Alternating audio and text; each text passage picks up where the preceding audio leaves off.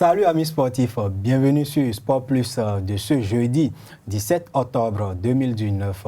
Le plateau de ce jour est remanié, vous allez le découvrir tout à l'heure. Je commence d'abord par mon confrère de la rédaction AESAU TV, Carles Kitoume. Carles, bonjour.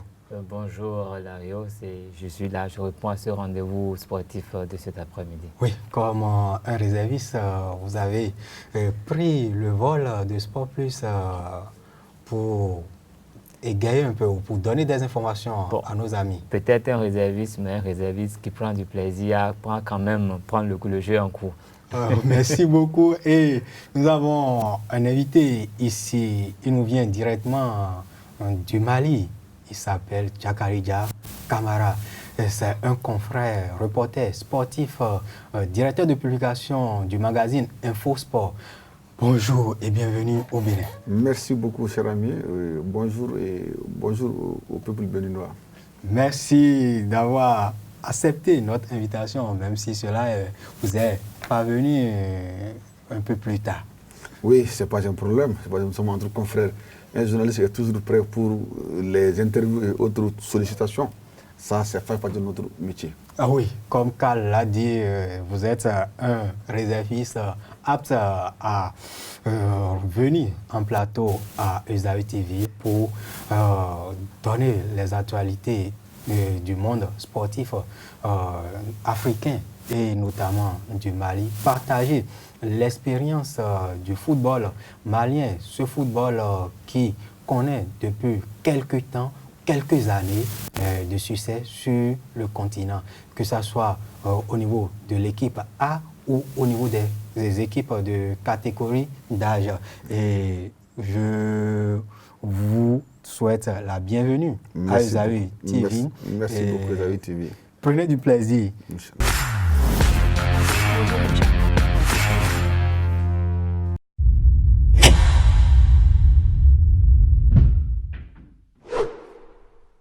Démarrons cette émission par le match amical international Bénin-Zambie qui s'est déroulé le dimanche dernier au stade Charles de Gaulle de Porto-Novo. Les écureuils ont arraché un nul heureux face au Chipolo-Polo de Zambie en toute fin de match. Suivons ici le résumé de cette rencontre.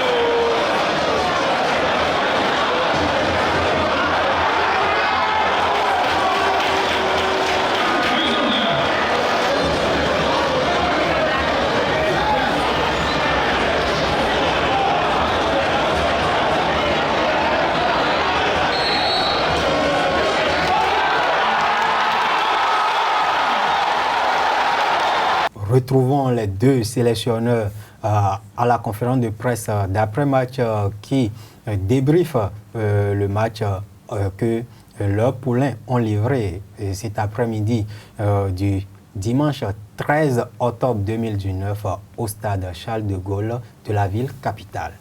been a very good game. Benin has given us a very good practice. Le Bénin est une très bonne équipe, ils nous ont posé d'énormes difficultés, mais pour nous c'était un exercice parce que nous préparons les éliminatoires de la CAN 2022. Ils nous ont montré le foyer que nous allons essayer de corriger pour la suite. For us, and it has helped us a lot. We have seen a lot of a few mistakes, 1 or 2 mistakes, which we need to go and work on when we go back. The only thing is, I'm disappointed. C'est vrai que je suis déçu, mais globalement, c'est un défi en face. Donc, on prend ça comme ça. It's a good game, good preparation. Dans l'ensemble, je le trouve assez logique. Je dirais que chaque équipe a eu un peu sa mi-temps. Et en seconde mi-temps, les Zambiens ont été meilleurs que nous sur cette seconde mi-temps. Donc à l'arrivée, c'est un nul qui m'apparaît logique. Carl Kitome, vous avez regardé, même si c'est de loin, cette rencontre amicale entre les Chipolopolo de Zambie et les écureuils du Bénin. C'était le premier rendez-vous des écureuils depuis le 24 mars dernier et après leur brillante participation à la Coupe d'Afrique des Nations. Pour vous, comment appréciez-vous cette prestation ou ces retrouvailles entre Stéphane Sesseyon et le public sportif béninois? Avant toute chose, je voudrais dire que les Béninois attendaient les écureuils. Parce que depuis la CAN, on ne les a plus vus jouer, donc tout le monde attendait, tout le monde voulait voir quelle serait leur forme, tout le monde voulait voir si dans une compétition, ils pouvaient avoir les mêmes dispositions qu'ils avaient eues à la CAN. Donc ce n'était plus le même public, c'est aujourd'hui un public demandeur qui était au stade Charles de Gaulle de Porto Novo. Ils n'étaient pas venus seulement suivre le match, ils voulaient voir qui ils allaient vraiment voir sur le terrain, ce qu'ils allaient produire. Et donc ça a fait que le public était le même, mais dans d'autres dispositions, ce qui mettait forcément une pression déjà sur les joueurs eux-mêmes, parce qu'eux-mêmes, ils savaient qu'ils avaient quelque chose à confirmer. Ils n'avaient jamais rien fait, mais une fois qu'ils ont fait quelque chose, il fallait qu'ils confirment. Donc, ils sont venus un peu avec, on peut dire un peu avec timoré en début de match avec cette pression, parce qu'on a vu, on connaît nos écureuils, nous savons que généralement, c'est la première mi-temps, c'est le début du match que les écureuils sont flamboyants. Après, ils baissent un peu de régime, peut-être pour finir un peu plus fort. Mais nous avons vu que les écureuils au début du match n'ont pas été comme d'habitude. Même à la CAN, le but qu'ils ont marqué, c'était en début de rencontre, c'était pas bien après. Donc, on a vu que l'entame était un peu différente. Peut-être que l'équipe nationale ou le sélectionneur national a une excuse. Ce n'est plus le même effectif qu'il a conduit en Égypte. De toute façon, de tout temps, depuis que moi j'observe le football béninois, je sais que quand une équipe béninoise vient sur le terrain, là, dans les 30 premières minutes, là, elle est au point. Après, elle peut faire ce qu'elle veut, mais dans les 30 premières minutes, les équipes béninoises donnent presque tout ce qu'elles ont dans le ventre. Et là, ils n'ont pas fait ça. Peut-être qu'ils ont commencé à gagner en expérience, mais de toute façon, nous n'avons pas eu les écureuils habituels en début de match. Mais on a vu qu'ils avaient quand même une disposition tactique, c'était rigoureux. Tactiquement, c'était très rigoureux sur la pelouse. Ce n'était pas qu'ils étaient venus nous prouver quelque chose, mais ils sont venus réciter la leçon qui leur a été donnée par le coach national. Et donc, moi, j'ai beaucoup aimé cette disposition. On a vu, il y a un peu plus de maturité. Avec un peu de déchets techniques. Oui, non, je ne parle pas des déchets techniques, je parle seulement de la rigueur tactique. La rigueur tactique, et si la rigueur tactique est là et que les gens travaillent ensemble, je suis sûr que les déchets techniques vont être corrigés. Donc, j'ai aimé la rigueur tactique. C'est vrai qu'à un moment donné, ils ont encaissé un but et plusieurs personnes ont voulu incriminer même le gardien, dit des choses. Je suis d'accord, mais je me dis que c'est un fait de jeu. C'est un fait de jeu et ils n'étaient pas comme d'habitude. Ils ont commencé, donc c'était tout à fait différent et on peut les excuser pour avoir fait ça. Et ils ont eu la chance d'égaliser en fin de match. Et vous savez, la dernière fois que les Chipolopolo étaient arrivés au Bénin, c'était une très grande victoire et c'était un match mémorable. Tous les Béninois se rappellent. Bénin-Zambie, quand on dit Bénin-Zambie, c'est quand même évocateur de quelque chose. Et heureusement qu'ils ne se sont pas mis la honte de perdre ce match. Ils ont fini par égaliser. Je pense que c'était un très bon match de préparation. C'est vrai, Sesseyon. Il faut remarquer que Sesseyon même n'est plus le Sesseyon qu'on avait. Il joue avec beaucoup plus d'intelligence. Il se décarcasse moins, mais il essaie d'être le plus efficace possible. La prestation de quelques joueurs lors de cette rencontre amicale au stade Charles de Gaulle de Porto Novo, le temps de permettre à notre confrère malien de placer un mot, lui qui, dans le cadre de son séjour au Bénin, a suivi les 90 minutes de cette rencontre amicale entre Zambiens et Béninois. Que vous avez retenu à l'issue de cette rencontre? Est-ce que ce que vous avez vu du Bénin à la CAN, c'est ça qui vous a poussé à effectuer le déplacement le dimanche dernier pour suivre cette rencontre? Est-ce qu'à la fin, vous êtes sorti tout de même un peu satisfait de la prestation des écureuils? Merci beaucoup. Merci. À la CAN 2019 en Égypte, on a vu une très bonne équipe béninoise. Une équipe qui avait un très bon football, une équipe des joueurs engagés, vraiment une équipe qui a surpris tout le monde jusqu'en quart de finale. En quart de finale, éliminé par le Sénégal. Et ce jour-là, quand vous avez vu, j'étais au terrain ce jour-là, au stade de 30 juin de Caire, un stade militaire. Vraiment, j'étais de Caire ce jour-là avec l'équipe béninoise. Vous savez, maintenant, dans les CAN, avec les histoires de VAR, c'est vraiment très compliqué, très compliqué. Et tantôt il y a main, il y a penalty, tantôt il y a main, mais il n'y a pas penalty. Donc, c'est très compliqué. Bon, c'est à cause de la prestation de l'équipe béninoise aussi que j'ai fait le déplacement, venu voir le Bénin. Essayer de voir un peu comment est-ce que le football, ça revient. Bon, ça, je n'ai pas été dessus. Le dimanche dernier, on était au stade Charles de Gaulle. J'ai vu l'ambiance. Il y avait des drapeaux par-ci, par-là. Il y avait une forte ambiance au terrain. Et vraiment, je crois, pour rejoindre un peu mon confrère, il y avait cette ambiance même a mis un peu de pression sur l'équipe. Mais ce n'était qu'un match amical. Et avant ce match amical, j'ai suivi un peu la conférence de presse du technicien, Michel Dussuyer. Il évoquait l'absence des joueurs. Bon, ce n'est pas grave. L'absence aussi peut permettre à d'autres joueurs de confirmer. De se révéler. Voilà, de se révéler au public. Et moi, vraiment, ce jour-là, j'ai vu quelques généralités vraiment qui m'ont fait du bien.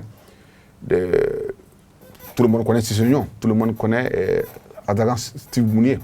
Mais à côté de ces gens-là, j'ai vu le numéro 2. Le numéro 2, vraiment un joueur qui m'a beaucoup... Le latéral droit, Youssouf Assogba. Ah oui, ce joueur m'a beaucoup impressionné. Ce joueur m'a très bien impressionné.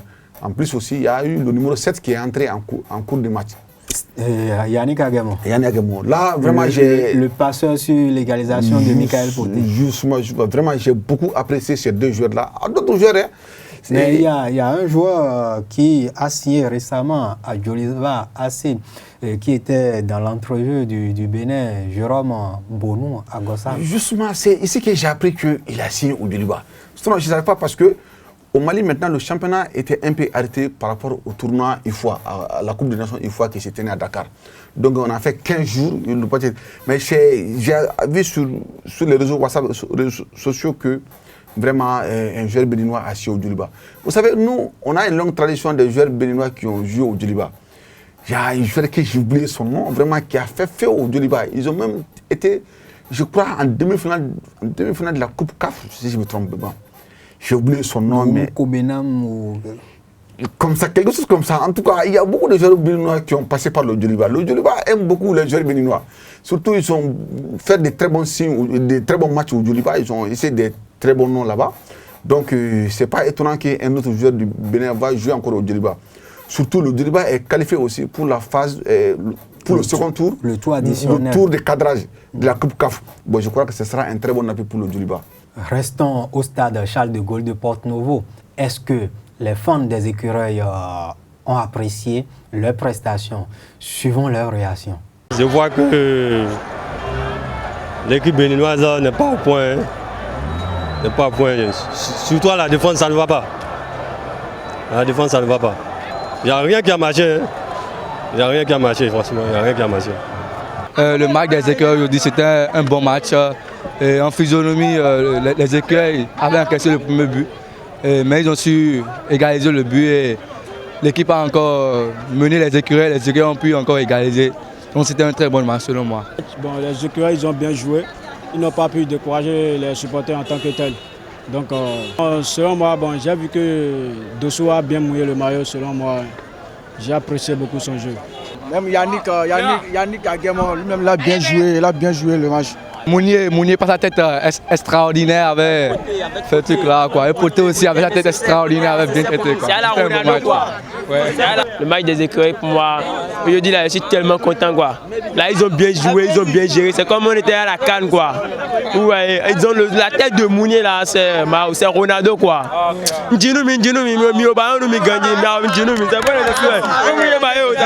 J'aime mon pays, ils ont bien travaillé, mais à voir les défauts de ces années-là, on va essayer de gérer ça, quoi. C'est bon, ils ont essayé, parce que avant là, on a joué Bénin-Zambie, -1, mais cette année, je ne comprends rien. Oui, les écureuils ont fait une très bonne première mi-temps, surtout Youssoufa Assogba, dont Jakari Kamara évoquait le nom tout à l'heure, mais en seconde période, on a senti qu'il était un peu moussé par les débauches d'énergie en première mi-temps. Et je me retourne directement vers Kamara pour lui demander, en seconde période, au niveau de la lecture tactique du jeu, quelque chose n'a-t-il pas manqué au Bénin pour prendre le dessus, surtout avec ce pénalty raté par le capitaine Stéphane Sesseyon? En deuxième mi-temps, ça, franchement, il faut le dire aussi, j'ai aussi vu une bonne équipe béninoise. Parce que je crois que quand le Bénin a encaissé le premier en première mi-temps, ils ont monté en régime. Et quand cette montée en régime a permis au BI d'être égalisé. En seconde mi-temps, les joueurs sont sortis avec encore d'autres courage. Et je crois qu'il y a eu tellement de pression que les Zambiens ont reculé. Et en reculant, ils ont fait des fautes qui ont amené ces pénaltys. Bon, un pénalty, c'est un fait de jeu. Hein. Wow. Il a raté ses pénaltys, mais il faut rappeler que tous les grands joueurs du monde ont raté les pénaltys. Donc c'est surtout qu'un match amical. Ainsi, je crois que si c'était un autre match, est-ce que l'entraîneur allait le laisser tirer? Je ne sais pas. Je peux vous assurer que c'est le leader de l'équipe et depuis un certain temps, quand il y a penalty dans le jeu, c'est lui qui joue. Et je crois que c'est la dernière fois qu'il a raté, sinon il a l'habitude de mettre ça au fond. En tout cas, ce que je sais quand même que le dernier match du Bénin à Bamako, il nous a mis un très joli coup franc au stade du 26 mars. Ça, je ne peux pas l'oublier parce qu'à la fin de la rencontre, je l'ai accompagné jusque dans les vestiaires. Je lui ai même parlé de ça. Et je sais que en tout cas, c'est un très bon tireur de pénalty. 5-2 là. Voilà, le 5-2, c'est un très bon tireur de pénalty. C'est un très bon tireur de balle arrêtée plutôt. Bon, le pénalty, comme je viens de dire, c'est un fait de jeu. Vous savez, j'ai beaucoup aimé ces joueurs. Sesseyon, c'est l'équivalent de Sesseyon au Mali, c'est Mamadou Djara, le capitaine des Aigles du Mali. C'est-à-dire quand vous voyez ces deux joueurs jouer sur un terrain de football, vraiment ça donne envie de supporter l'équipe. Et je l'ai fait savoir à l'entraîneur, même après le match, le lendemain du match, l'entraîneur m'a donné, le sélectionneur national m'a donné une grande interview. Et je l'ai même posé la question par rapport à cette Sesseyon. Mais malgré le poids des âges, il tient toujours. Je crois que c'est un joueur qui mérite sa place toujours au sein de cette formation béninoise. Et Karl, ce match amical, on devrait permettre à Michel Dussier de préparer la première journée des éliminatoires de la CAN Cameroun 2021 contre les Super Eagles du Nigeria. Est-ce qu'au thème, nous pouvons nous rassurer que quelque chose est en train de se préparer pour aller contrer l'ogre ou le grand voisin de l'Est? Je pense que de toute façon, nous n'avons pas le choix. Le Bénin doit se préparer parce qu'au moment où le Bénin faisait un match nul face à la Zambie, n'oubliez pas que dans la même foulée, le Nigeria faisait un match nul face à qui? Au Brésil. Face au Brésil. Et donc, vous voyez, imaginez un peu le régime. Mais je crois que, comme le dit Feu Alain Siodaton, la balle, elle est ronde pour tout le monde. Ça veut dire que tout le monde a sa chance. L'essentiel, c'est de venir avec un moral, le moral qu'il faut et respecter la rigueur tactique. C'est pour ça que je disais que ce que j'ai aimé dans le match face à la Zambie, c'est la rigueur tactique. Je sais que tout le reste peut venir. S'ils respectent vraiment la rigueur tactique et que dans la tête, ils sont positifs, on peut faire mal. Les Nigériens, ils connaissent bien les écureuils. peut-être qu'ils ont l'habitude de nous battre, mais c'est rare qu'ils nous battent avec plus d'un but d'écart. Donc, on a toujours fait souffrir les Super Eagles. Donc, il suffit d'avoir le mental qu'on a eu à la CAN et on peut même leur faire la peau. Même à la CAN, ça n'a pas été ce qu'ils ont pensé. Donc, le Nigeria, pour nous, c'est un grand voisin qui fait peur. Ils ont de grands noms. Ils ont joué le Brésil. Peut-être qu'ils vont venir très galvanisés. Mais ce 11 novembre-là, je crois que le Bénin pourra confirmer tout le bien qu'on est en train de penser de lui maintenant. Tissu a mis quelques jeunes joueurs, il les a essayés et dans des compartiments où on avait vraiment besoin de renfort. Je crois que si ceux qu'il a essayés sont vraiment présents, même s'ils ne sont pas dans les premiers rôles, ils pourraient toujours suppléer aux faiblesses des titulaires habituels quand ils seront fatigués en deuxième mi-temps. Ça nous permettra de faire un bon match et j'espère même que nous allons rapporter des points du Nigeria, pour ne pas dire un point. Ok, on va rapporter un point du Nigeria et cela peut être bien possible parce que le Bénin face aux grands d'Afrique montre un tout autre visage, n'est-ce pas? Vous l'avez vécu en Égypte? Oui, j'ai toujours vu. Vous savez, il n'y a plus de grandes équipes, il n'y a plus de petites équipes. Vous parlez du Nigeria. Le Nigeria a été à la CAN, le Nigeria n'a pas montré quelque chose d'extraordinaire. Le Nigeria n'a pas montré quelque chose d'extraordinaire à cette CAN. Et l'équipe qui a montré l'extraordinaire à cette CAN, c'est l'équipe du Bénin. Et vous oubliez que c'est un derby ouest-africain. Et les deux équipes se connaissent. C'est des pays frontaliers. Les matchs entre les deux pays frontaliers n'est pas du tout facile. Et moi, vous parlez de victoire nigérienne, moi, je ne suis pas sûr. En tout cas, j'attends de voir le match d'abord pour dire que, en tout cas, le Bénin a perdu. Sinon, je me rappelle encore tous les pays voisins là.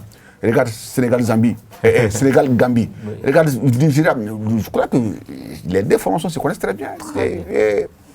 Je vois un match nul à Lagos, parce que l'équipe nigériane, ce n'est pas une très grande équipe. Ce n'est plus une très grande équipe.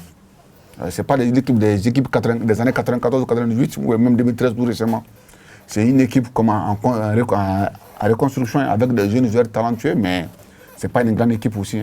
Ça, c'est mon avis quand même. Ben, peut-être que ce sera l'occasion de montrer que l'écureuil peut manger l'aigle aussi, parce qu'on a mangé du lion. C'est possible. Même l'éléphant est passé par là. Oui, c'est possible, c'est possible. Justement, je vais rebattre parce que la dernière victoire du Bénin, c'était contre les éléphants de la Côte d'Ivoire. Ah oui. Et cette équipe ivoirienne, ils nous ont éliminés à la CAN. Moi j'étais là, Mali, Côte d'Ivoire, Algérie. Et ils sont partis jusqu'au tir au but. Et c'est cette équipe qui a été battue par le Bénin en match amical. Donc le match Nigeria-Bénin, je vois que, en tout cas la balle est ronde pour tout le monde comme vous venez de dire, et je vois que les Béninois sont en confiance. Et c'est ce qui est très important dans un match de football, surtout les éliminatoires. Oui, le Bénin est en confiance avant cette explication entre deux pays frères. Et je vais vous donner les résultats des matchs au retour du tour préliminaire de cette Coupe d'Afrique des Nations Cameroun 2021.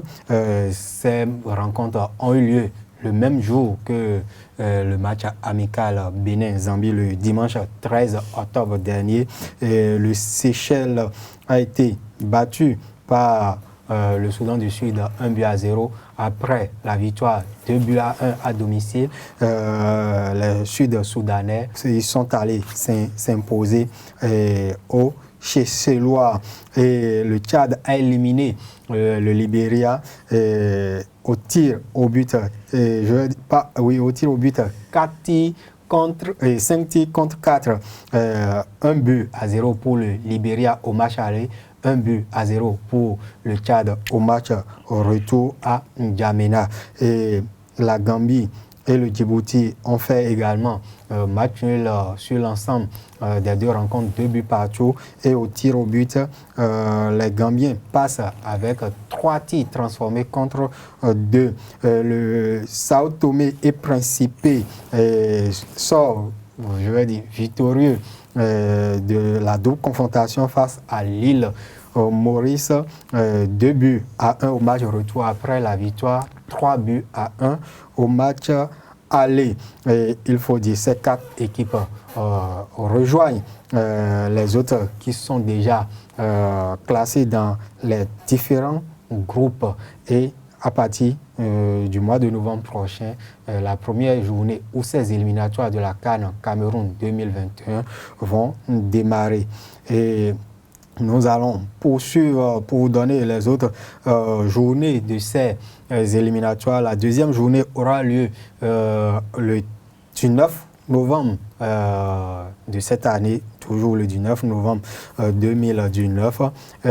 Et c'est le 31 août qu'il faut attendre pour la troisième journée des matchs de groupe de ces éliminatoires. Et la phase retour des éliminatoires démarre le 8 septembre 2020 pour conclure avec la sixième journée le 17 novembre 2020. Donc nous allons revenir sur les différentes affiches au programme de ces éliminatoires de la CAN Cameroun 2021. En attendant, nous passons au championnat national de football de première division qui a connu la fin de la première journée le week-end écoulé, notamment le samedi dernier. Pour le compte de cette première journée du championnat national de football de première division Vital'Or Ligue 1 saison 2019-2020, Esaü Football Club a bien démarré la saison. Esaü Football Club a démarré la saison comme elle a d'ailleurs entamé lors de l'exercice écoulé. Esaü a battu en déplacement Énergie FC de la SB2E 2-1 au stade du campus d'Abomey-Calavi. Voici le compte rendu. Des débuts réussis pour Esaü Football Club en Vital'Or Ligue 1 2019-2020. Plus entreprenant avec un jeu plus homogène que les électriciens, les universitaires ont dominé leurs hôtes 2-1. Dans ce premier match de la saison à Abomey-Calavi, tout s'est joué en seconde période. Après une première mi-temps maîtrisée mais stérile, Marcel Dandinou perd son duel contre Yao Aboti à la 55e minute contre le cours du jeu. Ses partenaires, en manque de réalisme, d'adresse et de lucidité, réagissent dans la foulée. Christian Biokou, premier buteur du club lors de la saison dernière, égalise 2 minutes plus tard. À la 68e, Alfred Limpon donne l'avantage aux siens à la Zlatan au grand bonheur de son entraîneur. C'est des sentiments de satisfaction parce que vous savez, nous avons un statut qu'on doit défendre désormais. Les Esaü, c'est l'équipe que tout le monde veut gagner. Donc c'est dans cet état d'esprit que nous sommes arrivés ici pour dire qu'il y a quelque chose que nous faisons et qui nous porte à ce niveau. Et maintenant, je voulais profiter de votre canal pour faire une petite précision parce que souvent les mauvaises langues disent que Esaü joue avec des étrangers. Aujourd'hui, j'ai pris l'option de faire jouer un seul étranger. J'ai joué, vous savez, les Béninois, c'est eux. Donc il y a de la matière, il suffit de travailler avec eux et vous avez le résultat. Son homologue d'Énergie FC revient sur l'égalisation. Il faut reconnaître que juste après le but, souvent, on est dans l'euphorie et on s'emporte. Et je crois que c'est ce qui nous a arrivé parce qu'après le but, les minutes qui ont suivi à l'égalisation sur un coup de pied arrêté, sur une erreur de marquage, et je crois que ça nous a payé. Mais je crois que dans l'ensemble que ce à quoi on a assisté aujourd'hui, c'est un très bon match. Un bon match pour moi parce que c'est un début. Et je peux dire également que je n'ai pas encore tout ce qu'il faut sous la main. J'ai beaucoup d'éléments qui sont encore à l'infirmerie. Nous allons très vite les récupérer pour que la suite de la compétition soit meilleure. Esaü Football Club, comme lors du premier match de la saison écoulée à Boycon, lance sa saison par une victoire en déplacement. Le week-end prochain, il va accueillir Dragon FC à René-Pleven. Esaü Football Club qui est toujours en lice pour la Coupe de la Confédération Total CAF 2019-2020 et qui attend impatiemment son adversaire au tour additionnel. Esaü nourrit cette saison en Vital'Or Ligue 1 de modestes ambitions. Suivons ici le directeur sportif Quentin Didavi qui s'explique. Je dirais tout simplement, je ne vais pas vous décevoir, mais les ambitions, c'est le maintien. c'est le maintien parce que si on me donne l'opportunité de participer encore à une compétition africaine, je vais baisser les bras. Je ne participerai pas. Vous savez, lorsque vous participez à une compétition et que après chaque match vous saignez, je crois que il vaut mieux que vous vous rabattiez sur votre championnat. Nous sommes déjà dans la compétition, nous irons jusqu'au bout. Mais si on doit continuer de compter sur nos propres forces, sur nos propres moyens, je pense que je préfère laisser les équipes de société qui ont les moyens de participer à la compétition africaine. Lorsque vous attendez, disons, quelque chose que vous n'avez pas et que vous persévérez, vous vous dites que demain sera bon et que c'est la même situation, je crois qu'il vaut mieux jouer pour être maintenu dans le championnat. Bon, c'est vrai, si Esaü a une ambition, je crois que nous sommes préparés pour. Nous sommes actuellement l'équipe qui est beaucoup plus en jambes au niveau des équipes béninoises. Vous l'avez vu ce soir, tout le monde n'a pas joué. Nous nous sommes donné même le plaisir, le luxe de sanctionner nos meilleurs joueurs. Il y a 2 ou 3 meilleurs joueurs que nous avons sanctionnés qui n'ont pas joué ce soir. Et malgré que nous avons intégré les nouveaux, vous avez vu que le cap est resté, ils n'ont pas été si mal. S'ils devraient concrétiser toutes les actions qu'ils ont, il y a longtemps que le match serait plié. Donc l'équipe est toujours en forme. Nous pouvons tenir, mais vraiment, ne me demandez pas ce que j'attends de cette saison. Je n'attends que le maintien. Comme vous le savez, bien les observateurs du football béninois, il y a des frères Didavi dans le football au Bénin. Et nous allons prendre les nouvelles de l'autre club de Didavi, la jeunesse sportive de Poubet, qui s'est inclinée à l'entame de cette saison à René Pleven face à la jeunesse athlétique de Cotonou, 1-2. Mais cette défaite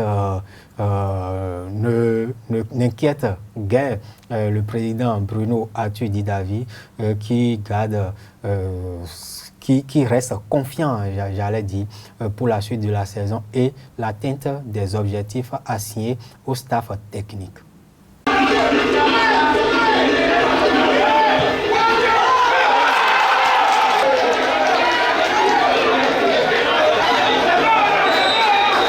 Qu'est-ce que j'ai à dire? On a joué, on a perdu, et puis c'est le début du championnat. Et la lutte continue.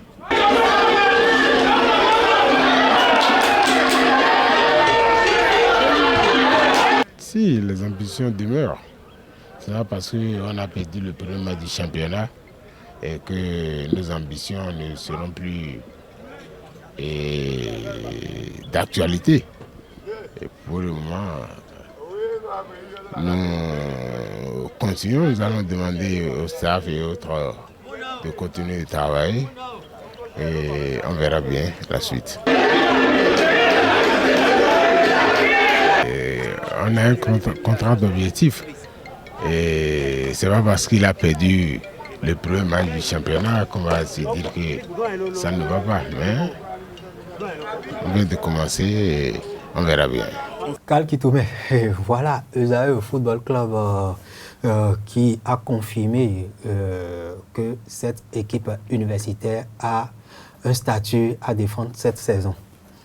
Que Esaü Football Club le veuille ou non, Esaü Football Club est le club à battre cette année. Parce que c'est arrivé à cette étape avec la Coupe de la CAF, ça devient forcément une référence. Le champion n'a pas été plus loin.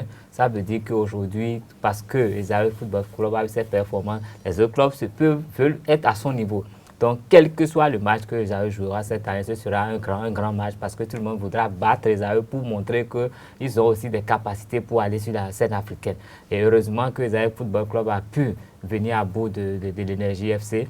Et j'avais dit d'abord à la veille de ces rencontres que Esaü Football Club avait beaucoup plus de chances de gagner parce que Esaü Football Club continue de travailler. Dans la perspective de la Coupe de la CAF à laquelle Esaü Football Club participe déjà à la Super Coupe du Bénin, ça veut dire que Esaü Football Club a fait quand même 5 rencontres pendant que les autres étaient au repos. Ça veut dire que l'effectif a eu le temps de tourner. Forcément, l'équipe est plus au point. La mayonnaise prend beaucoup plus que chez les autres qui viennent de démarrer. Quel que soit ce qu'ils ont eu à faire, un match de préparation ne vaut pas un match de compétition. Donc, ils ont 5 longueurs d'avance sur les autres. Ça veut dire que Esaü Football Club pourra rester à la tête de ce championnat, au moins jusqu'à la fin des matchs allés. Quoi qu'on veuille, parce qu'ils sont plus en jambes que les autres, le temps que les autres prennent le train, eux, ils sont déjà assez performants. Peut-être que quand les autres seront à point, ils pourront essayer de les contrer. Mais n'oublions pas que si Esaü Football Club avait la chance de passer ce cap de tour de cadrage de la CAF, Esaü Football Club va affronter soit les Sénégalais, Génération Foot, soit les Zamalek. C'est un match duquel ils vont sortir avec d'autres expériences. Il n'y a rien à faire. Donc, au lendemain de cette confrontation, c'est une autre équipe qui sera encore là dans le championnat pour poser d'autres problèmes à tous leurs adversaires. Et si jamais ils allaient en poule, là, tout est à craindre. Peut-être que la forme physique leur fera défaut, mais ils seront forcément plus à l'aise que tout le monde jusqu'à la fin de ce championnat. Donc moi, je vois Esaü Football Club même sur le podium de ce championnat. Malgré tes ambitions. Qu'il ait de grandes ambitions ou pas, il a un effectif qui est dans une phase qui lui permet d'être champion. Donc ça va de soi. Oui, Camara, vous suivez de loin l'évolution de cette formation en compétition africaine. Démarrer une nouvelle saison avec une victoire ou à l'extérieur, c'est toujours bon à prendre. Effectivement, c'est toujours bon à prendre, surtout quand, vient de dire mon confrère là, c'est une équipe aussi qui joue en compétition africaine. Donc, si elle s'impose en extérieur, c'est bienvenu, comme on le dit. En tout cas, le football est ce qu'il est temps, surtout, ils sont déjà en une compétition africaine. Donc, moi, je vois qu'ils vont poser beaucoup de problèmes cette année. Et pour ne même pas dire qu'ils vont être champions. Et si jamais ils racontent Génération Foot là, et je vois cette équipe qualifiée en phase de poule, parce que les Génération Foot, c'est une équipe de centre de formation de football. Bon, quand vous essayez de vous attaquer d'une manière ou d'une autre, de quelque façon, ça peut vous réussir. C'est un peu ça. Avertissement donc aux autres clubs de la Vital'Or Ligue 1. Les autres résultats de cette première journée de la Vital'Or Ligue 1 se présentent comme suit. Il y a Aïma et Asvo qui ont fait match nul vierge 0 but partout à Misrete. Beke FC de Bemberek a été surpris par le champion en titre Buff FC du Borgou à Kandi, 1 but contre 2. Et la belle victoire des portuaires de l'association sportive du port autonome de Cotonou Aspac en déplacement à Boïcon face à l'AS Tonnerre, 2 buts à 0. Les Panthères FC de Djougou ont maintenu leur rang à domicile face au promu Real Sport de Parakou, 2 buts à 1. Enfin, l'UPI ONM a été battu sur ses installations au campus d'Abomey-Clavier par l'Union sportive de Semen-Kraki, 3 buts à 2. Et il faut dire que c'est les Kraki Boys qui occupent la première place du classement provisoire de cette Vital'Or Ligue 1 saison 2019-2020. Le Esaü Football Club se trouve à la 5e position. Et pour le compte de la deuxième journée, ça démarre déjà ce vendredi au stade municipal de Parakou. Nous aurons le promu Dynamo FC de Parakou qui a tenu en échec lors de la précédente journée le club le plus titré au Bénin, Dragon FC de Lomé, 1 but partout à Charles de Gaulle.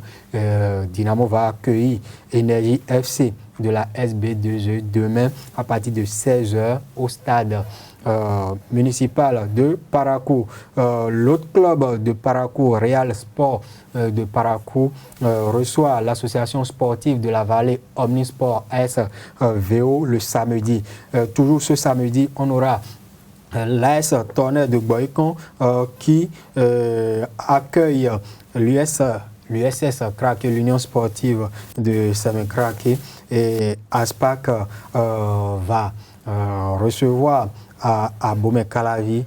Il faut dire que c'est un duel entre deux équipes qui utilisent les mêmes installations. Le PI ONM et le dimanche 20, en clôture de cette deuxième journée de la Vitalor Ligue 1, nous aurons Panthère FC de Djougou, Aïma FC, Beke FC, Jeunesse sportive de Kobe, Buff FC, le champion en titre, accueille la Jacques qui a été la saison écoulée la première équipe à battre les Bovidés de Parakou sur les installations. Donc il y aura cette rencontre va se dérouler sous fond de revanche.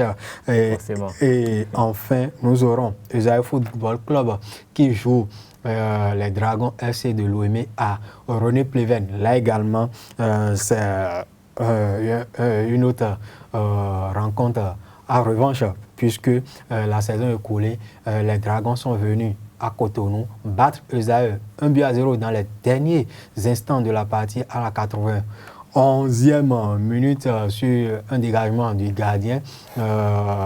Marcel Dandiou n'a rien vu sur cette frappe de l'attaquant des Ouimenou, ou comme on le dit, des Ouimenou. Et enfin des oranges et noirs pour être plus précis. Et au match retour, malgré un petit match des Dragons, ils ont tenu leur rang en tant qu'équipe la plus titrée du Bénin. Ils ont remporté la partie 2-1 malgré un très beau but d'Emmanuel Samuel, un ciseau retourné acrobatique comme on le dit dans notre jargon. Et la Ligue 2, après 16 affiches de la deuxième journée de la Vitalor Ligue 1, la Ligue 2 reprend ses droits de cité déjà samedi. Et il faut dire que nous aurons pour le compte de cette première journée de la Vitalor Ligue 2, Adidja FC, Dynamo FC et Dabomé. Il faut dire là, Dynamo est l'une des quatre équipes reléguées en division inférieure à l'issue de la saison dernière. L'AS Police, l'équipe disqualifiée au milieu de la saison dernière, reçoit Espoir FC de Savalo, Espoir qui a terminé 3e lors du dernier exercice en Ligue 2. Et l'AS Cotonou, un autre club qui nourrit l'ambition de monter en Ligue 1, va accueillir Entente de Kani. Entente FC de Kani est l'un des deux clubs promus en Vitalor Ligue 2 cette saison. Tanika d'Adje FC, Assos relégué en seconde division, reçoit Hodio. C'est un prétendant à la montée également, Hodio FC de Comé. Estado Éternel FC qui est le second club monté en Ligue 2 cette saison. Avrancourt Omnisport Requin FC de l'Atlantique. Là, si c'était par le passé, c'est une affiche de la première division béninoise. Soleil FC, Cavalier FC et Dynamique FC de Djougou, Zazira de Parakou. Ce sont là les affiches de la première journée de la Vitalor Ligue 2. Nous souhaitons une bonne reprise à ces différentes formations. Et c'est le moment de prendre les nouvelles du football malien. Comment le Mali fait pour se maintenir, pour maintenir le cap au niveau de l'échiquier du football africain, notamment au niveau des catégories d'âge. Et nous le ferons avec notre confrère Tchakariga Kamara. Tchakariga Kamara, dites-nous comment est structuré le football malien? Quel est ce secret? Comment s'organise le Mali pour répondre toujours aux grands rendez-vous sur le continent? Merci beaucoup. Le Mali, il n'y a pas d'autre secret. Hein. Au Mali, on n'a pas d'autre secret. Seulement, on a perdu, on avait 4 places en compétition africaine. À cause de la crise, on a perdu 2 places. Et c'était malheureux cette crise, que je pourrais en revenir. Mais le championnat malien est organisé de telle sorte que cette année, il y a eu 2 poules pour une fin de crise. Il y a eu 2 poules, poule A et poule B. Je crois que tout ça fait 23 équipes. Bon, ça, on a fait remonter, on a fait monter des morts vivants. C'est des équipes qui avaient déjà disparu. Mais oui, à cause la crise profite toujours. Voilà, la crise a profité. Et dans 2 ans, ça va finir parce que maintenant, il y a un président qui a été élu. Maintenant, en championnat, il y a 3 ou 4 équipes qui vont descendre. Maintenant, on va jusqu'à ramener à 16 équipes. Je crois que comme le Bénin. Voilà, comme ça c'est un projet. Maintenant, après ça, le nouveau président de la fédération a un autre projet, c'est de créer un championnat de Ligue 2 national. C'est-à-dire qui va couvrir tout le territoire national. Bon, en plus de ça, nous, on a des championnats de catégorie jeunes. On a des championnats de U15. Et même le programme même est sorti. Je crois que c'est hier, tout près, le programme est sorti. Le championnat national cadet et junior. Donc, on est organisé comme ça. Bon, il y a un championnat national A qui est Ligue 1 Orange, sponsorisé par une société de téléphonie mobile. Mais les autres championnats, les catégories de jeunes n'est pas sponsorisé. Donc, il y a des centres. Bon, en plus de ça, il y a aussi beaucoup de centres de formation de football. Et comment s'organisent ces centres de formation de football pour jauger, pour évaluer les futurs talents maliens ou quelle forme? Les centres de formation sont organisés en ACFoot, Association des centres de formation de football du Mali, ACFoot. Bon, à chaque an, la fédération leur donne des formations aux entraîneurs et aux encadreurs. Ils sont formés par des entraîneurs maliens, par des encadreurs maliens. Ça c'est la fédération qui organise ça, la formation des entraîneurs. Bon, en plus de ça, il y a toujours des championnats et des coupes qui participent. Et c'est là la vraie base du football malien. Parce qu'aujourd'hui, un centre de formation peut vendre un joueur à 200 millions de francs CFA, 300 millions de francs CFA. Ça, dans un pays comme le Mali, c'est pas de l'eau, c'est extraordinaire. Bon, les Maliens ont compris cela qu'il faut des centres de formation. Et ça, c'est amené par Salif Keita, le premier ballon d'or du football africain. Dans les années, je crois que c'était en 81-82, quand il avait pris sa retraite, il est venu dire qu'écoutez, il faut laisser tout ça là, il faut mettre en place des jeunes de formation. Les gens lui ont traité de fou, ils ont traité de tout le monde. Maintenant, et Salif, lui, en 94-95, il a créé le centre Salif Keita. Et c'est là que tout est parti. C'est ce centre Salif Keita a formé les Seydou Keita, les Mamadou Djaradjila, les Cheikh Tidiane Diabaté. Et ça continue même aujourd'hui encore à former. Mais aujourd'hui, le CSK même est même défensé par Yélé Olympique. Yélé Olympique, c'est l'équipe associée d'un autre ballon d'or africain, Frédéric Kanté. Et là, ils ont plus de 10 champions d'Afrique, précisément 15 champions d'Afrique. Donc, champion d'Afrique 2015, champion sur les U17, champion d'Afrique 2017 sur les U17 et champion d'Afrique 2019 sur les U20. Bon, c'est une équipe vraiment. L'autre jour, en championnat, ils ont fait pareil de la poudre, ils ont mis 5 billes à ils ont plein 5 billes à une autre équipe de première division malienne. Bon, c'est des centres de formation, mais qui s'organisent, qui viennent dans l'élite. Et aujourd'hui, c'est la base même du football malien. C'est ce qui fait qu'aujourd'hui, on a l'une des meilleures équipes jeunes en Afrique. Oui, et à part le championnat national de première division, il y a un championnat de réserve qui est organisé à l'endroit de ces sociétés des clubs de première division qui n'ont pas la chance d'être sur les feuilles de match ou dans les plans effectivement, au Mali, on appelle ça le championnat d'honneur. Le championnat d'honneur, c'est organisé par la Ligue de football de Bamako. La Ligue de football de Bamako, c'est une ligue qui compte 12 à 13 équipes en Ligue 1 Orange. Et maintenant, cette ligue fait en sorte que les joueurs qui n'arrivent pas à être alignés titulaires pour qu'ils ne perdent pas les formes, reviennent dans notre championnat d'honneur. Bon, la crise du football a laissé tout ça, hein. Tout ça avait été abandonné. Mais avec l'élection du nouveau président et avec la reprise du championnat national, je crois que ça va plus tarder à redémarrer.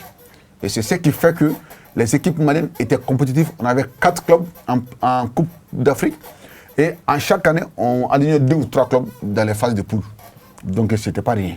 Oui, et parlez-nous un peu de la participation de ces équipes maliennes ou de ces clubs maliens qui prennent part aux compétitions africaines. Est-ce que l'État les subventionne?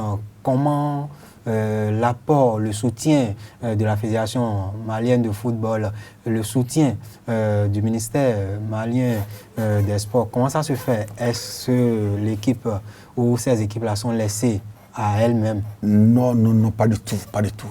Mais la crise du football malien est passée par là. Vous savez, nous, on a connu pire au Mali. Il y a eu un ministre qui est venu au ministère des Sports, un ministre politique, qui a tout foutu en l'air. Au Mali, c'est le ministère de l'État qui prend en charge les billets d'avion et tous les voyages des équipes pour les compétitions africaines. Mais ce ministre a dit non. Parce que tout simplement, lui, il était en conflit avec le président de la fédération. Et c'est quel conflit?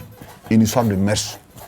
Et ça, c'est ce qu'elle nous a poussé jusqu'à le 29 août dernier, quand il y a eu un nouveau président. Et Dieu merci, on a eu un nouveau ministre des Sports, M. Aruna Modibo Touré, que je le salue ici. Tous les Maliens le savent, tous les Africains le savent. Ce gars est venu sur moi, il a dit, écoute, la crise du football malien, ça a tout duré, on met fin à ça. Moi, je ne suis pas politique, je suis jeune. C'est un très jeune ministre parce qu'il a été vice-président du Djoliba AC. Il a été aussi membre du comité exécutif. Donc c'est un ministre qui est là, qui connaît le football, qui maîtrise le football. Et c'est très simple. Le Djoliba était à Lomé, je crois qu'à tout récemment à Lomé. Il a pris tout en charge, comme auparavant. Maintenant, nous, aujourd'hui, le football malien revient. Grâce à un homme, grâce au ministre Aruna Modibo Touré. Maintenant, ce qu'il faisait avant et qui a fait que la crise s'est allégée, c'est parce que au ministère des Sports, il y avait des gens qui avaient des jeux doux pour l'argent du football malien. Bon, maintenant, ce ministre, il est parti. Le monde sportif malien remercie le bon Dieu. On a un ministre maintenant qui connaît le football, qui veut marquer son impact du football malien. Il en a fait déjà. Parce qu'avant l'élection du nouveau président, il y a eu l'adoption d'un nouveau texte qui a été fait le 15 juin dernier. Et le ministre a pris les choses en main. Le dossier a été adopté. Et cela a abouti par l'élection du nouveau président le 29 août dernier, M. Mamoutou Touré Bavier. Oui, Mamoutou Touré Bavier préside désormais à la destinée du football malien. Et quels sont ces chantiers sur lesquels le nouveau président doit vite prendre à bras le corps pour que le public sportif malien ou les amoureux du cul rond au Mali tournent définitivement dos à cette crise? Le chantier est très grand. Ça, il faut l'avouer. Le chantier est très grand, comme l'a dit le président, le tout nouveau président. D'abord, il a été élu jeudi. Le dimanche, le Mali s'est qualifié en battant le Maroc, qui a amené toutes ses stars 1-0 pour se qualifier à la CAN I23 en Égypte, qui va se tenir au mois de novembre prochain. En plus de ça, on était à la CAN. Bon, on a été éliminé en 8e de finale. On a un sélectionneur par intérim. Et le sélectionneur, en même temps, il est le détenu national. Bon, lui, il doit faire un choix. Le sélectionneur doit faire un choix, d'après la fédération. Mais je crois que ce n'est plus possible. L'entraîneur national, Mohamed Magassoua, va quitter parce qu'il ne s'entend pas avec certains cadres de l'équipe nationale. Maintenant, il va rester, soit il va rester détenu ou bien il va occuper d'autres postes. Les chantiers sont énormes pour le nouveau président. D'abord, la reprise du championnat. Et ce que je n'ai pas dit, c'est qu'à cause de la crise, on n'a même pas joué une finale de la Coupe du Mali édition 2018. Et Mali n'en a pas joué. Vous savez, ce pays a frôlé le pire. Nous avons frôlé le pire. Malgré que les joueurs faisaient ces écrans, le président qui vient d'être élu, c'est ce monsieur qui sortait de l'argent de sa poche pour aller soutenir les jeunes. Et c'est pour cela que les gens l'ont vu à Niamey au Niger. Il n'était pas président, mais il était parti parce que, en réalité, on savait qu'il allait être président. Parce qu'au Mali, il y avait deux mondes qui s'affrontaient. Le monde du politique et le monde sportif. Et Dieu merci, le monde sportif a gagné. Le monde politique est resté sous le chaos. Lui, il a toujours soutenu, parce qu'il était le premier vice-président du général Boubacar Diarra, donc de l'ex-comité exécutif. Maintenant, il sait déjà ce qu'il a à faire. Et aujourd'hui, quand même, je vois que le programme de championnat encore est retourné. La 4e journée vient d'être publiée. Et en plus de ça, il y a le Djilba aussi qui va jouer son tour de cadrage en compétition africaine. Donc les chantiers sont énormes. Il y a beaucoup de priorités. Parce que nous sommes dans un pays où tout est prioritaire en matière de football. C'est un peu ça. Et Karl, voilà, comme on le dit, ici souvent, où tonton Fernando aime le dire, la guerre ou les querelles intestines ne rendent jamais service au développement du sport. Et voilà ce que le Mali a traversé pendant ces années de crise. Ben, je vais dire que, bon, déjà, si on observe un peu le Bénin, il a suffi qu'on s'entende un peu au niveau de la fédération pour qu'on puisse avoir la prestation qu'on a eue à la CAN. Et il faut remarquer que le Mali est quand même une nation remarquable dans le football, parce que malgré tout ce qu'il est en train d'évoquer, nous avons vu le Mali sur la scène continentale et internationale au niveau des catégories de jeunes. Quand on parle des cadets, des juniors, le Mali est toujours présent, le Mali est toujours au top. Ils ont fait beaucoup de prestations que nous avons aimées. Ça veut dire que maintenant que la paix est revenue à la maison, forcément le Mali va aller beaucoup plus loin. Et je crois que ce n'est pas seulement en matière de sport. Quand il n'y a pas entente, ça ne marche pas. Ouais, si on se réfère un peu à l'histoire de la tour de Babel, il a suffi que les hommes s'entendent pour vouloir construire quand même une tour qui atteigne le ciel. Et donc si on s'entend, c'est qu'on peut essayer de décrocher même la lune. Donc il suffit de s'entendre et les querelles, il faut les laisser. Celui qui a envie de voler un peu trop, on peut s'entendre pour le mettre de côté. Ceux qui ont envie de voir les jeunes évoluer avant de penser à voler, et on les laisse, parce qu'on a vu même jusqu'à la FIFA, il y a des gens qui ont été épinglés pour les affaires. Donc l'homme a cette faiblesse-là. Mais il faudrait que l'ambition de voir le football, le sport se développer dévance tous les vices que nous pouvons développer. Et ce serait plus facile pour nous d'aller de l'avant. Et donc je pense que bienvenue la paix dans le football malien. Et bon, en tout cas, s'il y a un match contre le Bénin, il peut y avoir la guerre dans le football malien. Pour que nous puissions quand même passer après, revenir. Effectivement, il a raison, surtout le dernier match du Mali contre le Bénin au niveau des clubs, c'était contre le Tonnerre de Bouikon. C'était en avril 2012. Oui. Ça, c'était notre but. On a fait 0-0 ici. Au match de retour, je crois que le Stade malien a gagné 5 buts à 2. Ouais, il y a toujours des compétitions. Et ce qui peut faire même la valeur du sport. Vous savez, le football est un sport tellement populaire que vraiment, il suffit juste d'un petit grain de sable que tout bascule. Au Mali, on a frôlé le pire. C'est-à-dire, quand vous regardez l'origine de la crise du football malien, ça fait vomir. Ça fait vomir.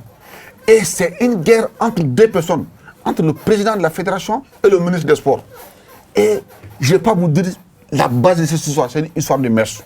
J'ai honte même d'évoquer ça. J'ai honte d'évoquer ça. C'est-à-dire qu'on a tout amené par-ci, par-là, par-là. C'est dès qu'il y a une guerre entre deux personnes. Les autres membres du football malien étaient là, gênés. Les secteurs étaient tous gênés. Maintenant, l'État qui est là, l'État est incapable de dire la vérité parce que l'État soutenait une partie. C'était la partie politique. C'est pour cela que le bon Dieu est très juste. Le bon Dieu est très juste. Le bon Dieu est tellement juste qu'il attend le moment précis pour trancher. Et c'est ce qui est arrivé dans le football malien. Ouais. Aujourd'hui, on a un président élu, un président issu du monde du football. Il est à la fédération depuis 1993. Il a participé à tous les sacres du Mali, du football malien. Donc, il maîtrise le football, c'est lui qui avait été élu le 11 octobre 2017. Mais on a annulé cette élection. On a amené un comité de normalisation et après encore il a été réélu. Donc gloire à Dieu, grâce à Dieu. Oui, après ce bain au sein du football ou dans l'environnement du football malien, nous allons parler un peu de vous. Vous êtes au Bénin dans un cadre très précis, dans le cadre d'implantation de votre magazine sportif, si je n'ai trahi aucun secret. Oui, effectivement. Le Bénin est un pays de football. Le Bénin revient. Et ça, la CAN 2019 nous a prouvé qu'on peut toujours compter sur ce pays. Et à partir de ça, vous avez vu la Coupe UEFA des Nations. Vous avez un président qui aime le football. J'ai vu un ministre des Sports l'autre jour. Vraiment, j'ai beaucoup apprécié. qui étaient là en maillot béninois. Vous savez, c'est ça le charme du football. Les acteurs ont décidé de s'y mettre, l'autorité est là pour appuyer. Je suis là, j'ai vu tout ça, et j'ai dit, écoute, moi je viens un manchester sportif africain. Le football africain, c'est nous, journalistes sportifs africains. Et j'ai du mal à admettre que les gens quittent l'Europe pour venir nous parler de football africain. Nous, on vit là-dedans. On se baigne là-dedans, on est là-dedans, les peines et les joies, c'est nous qui sommes là-dedans. J'ai décidé vraiment de venir avec mon doyen, voir mon doyen, mon président, René Sagbo, que je le salue de passage, qui m'a formé au Mali en 2012. Il était là pour une formation. Donc, je suis venu dans ces cadres pour implanter le magazine ici. Essayer de voir, suivre le championnat béninois, les secrets du Bénin, tout ce qui est de football pour qu'on puisse parler de football africain. J'ai du mal à accepter que les gens viennent nous parler du football béninois alors qu'il y a des journalistes béninois très compétents et capables aussi de nous parler du football béninois. Donc c'est dans ce cadre-là que je suis là. On a un manchester sportif africain. Aujourd'hui, on est implanté au Bénin. Le magazine sera désormais distribué au Bénin. Et vraiment, on est désormais acteur et soutien du football béninois. Merci à vous. Et comme c'est déjà les fruits de la bonne prestation des écuries, comme lui-même il a évoqué. Oui, mais il suffit de faire du bon boulot et puis ça paye tout de suite. On ne regardait même plus le Bénin. Mais il a suffi que le Bénin sorte un peu la tête. Et voilà, et lui, ce n'est qu'un exemple. Oui. Il y a d'autres qui s'intéressent davantage au Bénin. Je suis sûr qu'il y a des gens qui sont en train de prospérer maintenant pour ça, s'ils ne peuvent pas implanter des écoles de foot. En tout cas, le Bénin est revenu au devant de la scène et il revient à l'organisation de la fédération et au ministère d'avoir des propositions alléchantes pour que les gens puissent s'investir davantage dans le football. Et ça va faciliter le développement, ça va permettre une meilleure exposition de nos joueurs qui pourront parcourir le monde, décrocher des trophées et étoffer le 11 national. Vous venez de dire d'ailleurs qu'il y a un jeune béninois qui a signé au Djoliba. Oui. Et là, le Djoliba, c'est ce club qui a toujours recruté au Bénin. Vraiment, les jeunes béninois, ils ont beaucoup fait pour le championnat malien. Et la reprise du championnat sera l'occasion même pour le stade malien. Des grosses écuries viennent encore détecter, prendre aussi des joueurs au niveau du Bénin. Et tout ça parce qu'il y a le football. Mais s'il n'y a pas de football au Bénin, s'il n'y a pas de football au Mali, mais on allait rester comme ça. Et ça, c'est important. Et puis, j'ai appris qu'on est en train de reprendre le stade général Mathieu. Le stade général Mathieu Kérékou. Tout ça rentre dans la compétitivité du football béninois. Aujourd'hui, vous avez des stades gazon synthétique justement gazon synthétique ou naturel. Justement, et là ça paye. Est-ce que par exemple en compétition en Coupe CAF, l'équipe du Bénin qui va jouer contre les Aïe qui va jouer contre Génération Foot ou contre le Zamalek là. Maintenant, au match aller, si le match aller se fait à Dakar ou bien au Caire, s'ils vont jouer sur gazon synthétique là, mais c'est ça l'occasion de se préparer sur les gazons synthétiques ici pour aller les affronter là-bas. Est-ce qu'ils seront dépaysés? Non, les gens ne seront pas dépaysés. En tout cas, moi, vraiment, je sollicite le football béninois, je sollicite les acteurs du football béninois, vraiment, de confirmer la bonne image, la bonne prestation du football béninois à la CAN 2019. Non, mais ce n'est pas que le football. Moi, je crois que carrément, avec le nouveau président, le président de la République, je crois que beaucoup de choses sont en train de changer. Oui. L'image du Bénin change sur plusieurs plans. On peut le critiquer, mais il y a beaucoup de choses positives qui se font. Et je voudrais que nous puissions capitaliser ce qui est possible pour aller de l'avant. Le 11 novembre, les écuries iront au Nigeria. Peut-être que ça serait l'occasion d'ouvrir les frontières, parce qu'on aura forcément besoin des supporters béninois dans les gradins à Lagos pour que le football vive véritablement. Sans vous couper aussi, depuis mon arrivée, j'ai vu que Cotonou, c'est une ville en chantier. Ah oui. Les stades, les carrés, les quartiers, tout est en chantier. Et ça, c'est encourageant, vraiment. Et c'est encourageant, je dis merci aux plus hautes autorités béninoises, vraiment, de mettre le football, et même pourquoi même pas organiser une CAN. Le Bénin, aujourd'hui, c'est un pays de football. Pourquoi pas organiser une CAN, le CHAN, excusez-moi, le championnat d'Afrique des Nations. Pourquoi pas la CAN, ou même une CAN féminine. Vous savez, il y a de la matière, il y a des hommes, voilà, pour organiser tout ça. Et aujourd'hui, si les gens parlent du football malien, tout part de 2002.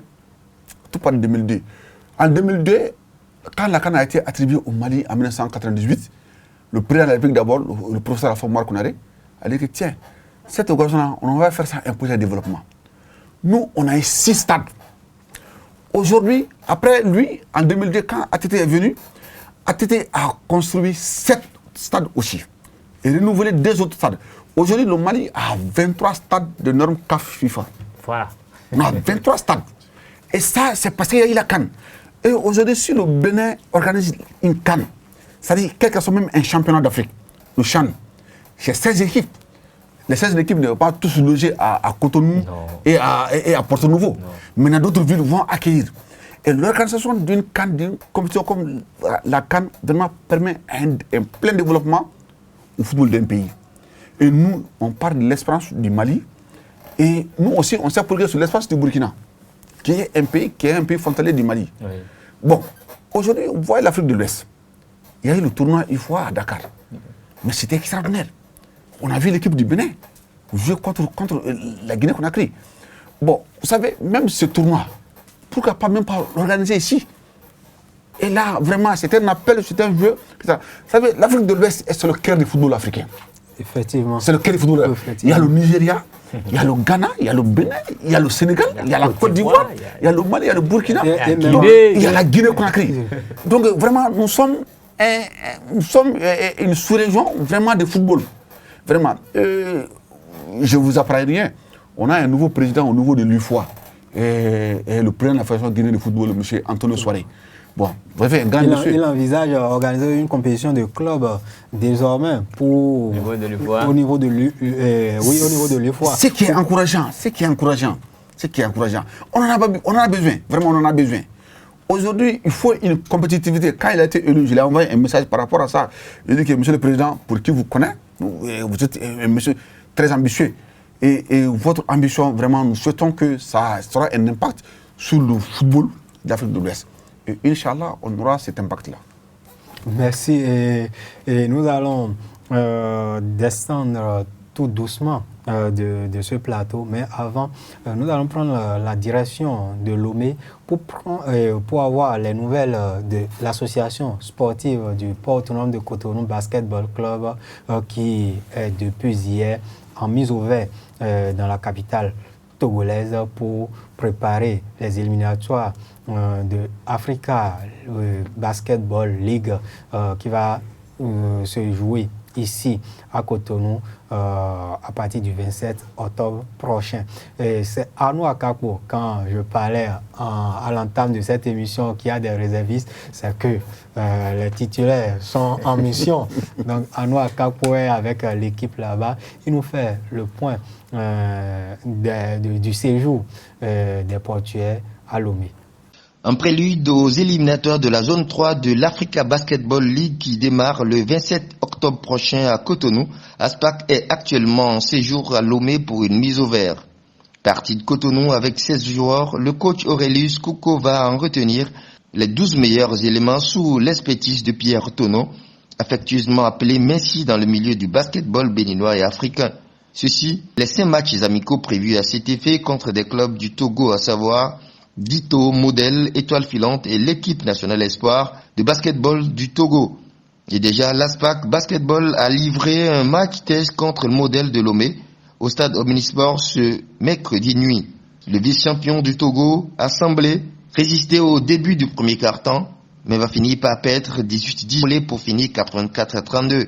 Même si ses poulains ont largement dominé cette rencontre, pour ses premiers enseignements, le coach Kouko a trouvé des joueurs bien présent dans l'agressivité, mais un peu moins dans le jeu d'endurance et en contre-attaque. Des déchets qu'il compte corriger dans le deuxième match que l'Aspac livre ce jeudi soir contre l'Étoile Filante à partir de 19h.